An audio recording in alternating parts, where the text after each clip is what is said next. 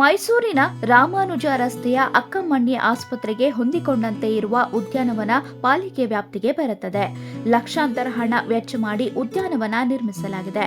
ಆದರೆ ಸೂಕ್ತ ನಿರ್ವಹಣೆ ಇಲ್ಲದೆ ಸೊರಗಿದೆ.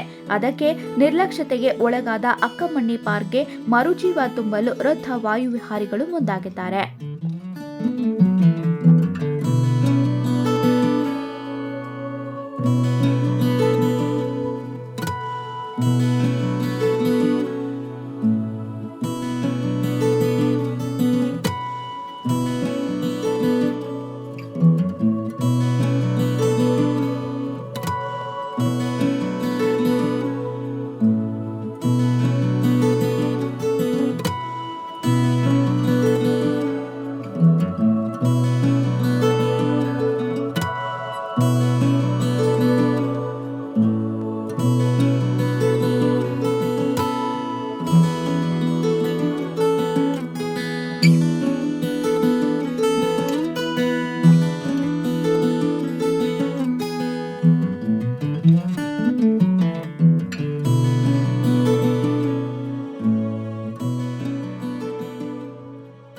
ಕುರುಚಲು ಸಸ್ಯಗಳು ಬೆಳೆದು ಪಾರ್ಕ್ನ ಅಂದವನ್ನ ಕೆಡಿಸಿದೆ. ಹಸುಗಳು ಪಾರ್ಕ್ನ ಒಳಗೆ ನುಗ್ಗಿ ಗಿಡಗಳನ್ನ ತಿಂದು ಹಾಕುತ್ತಿವೆ.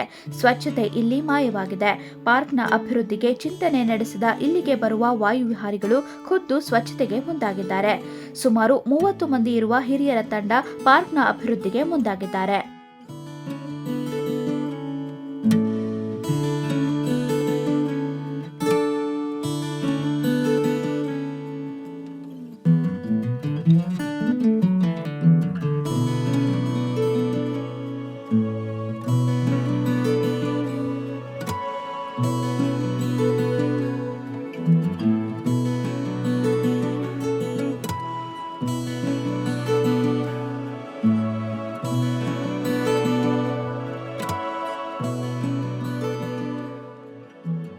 ಗುದ್ದಲಿ ಹಾರೆ ಹಿಡಿದು ವಯಸ್ಸನ್ನ ಲೆಕ್ಕಿಸದೆ ಸ್ವಚ್ಛತೆಗೆ ಮುಂದಾಗಿದ್ದಾರೆ. ಗಿಡಗಳನ್ನ ನೆಟ್ಟು ನೀರನ್ನ ಹಾಕುವ ಮೂಲಕ ಅಭಿವೃದ್ಧಿಗೆ ಮುಂದಾಗಿದ್ದಾರೆ. ಪಾರ್ಕ್ನ ಅಭಿವೃದ್ಧಿಗೆ ಸಮಿತಿ ರಚಿಸಿದ್ದಾರೆ.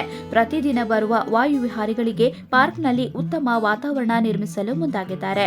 ಹಿರಿ ವಯಸ್ಸಿನ ನಾಗರಿಕರ ಪರಿಸರ ಕಾಳಜಿಗೆ ಸಾರ್ವಜನಿಕರು ಕೈಜೋಡಿಸಬೇಕಿದೆ. ಪಾರ್ಕ್ಗೆ ಒಂದು ಉತ್ತಮ ವಾತಾವರಣ ನಿರ್ಮಿಸಲು ಪಾಲಿಕೆ ಅಧಿಕಾರಿಗಳು ಹಾಗೂ ಜನಪ್ರತಿನಿಧಿಗಳು ಸಹ ಇಚ್ಛಾಶಕ್ತಿ ತೋರಬೇಕಿದೆ.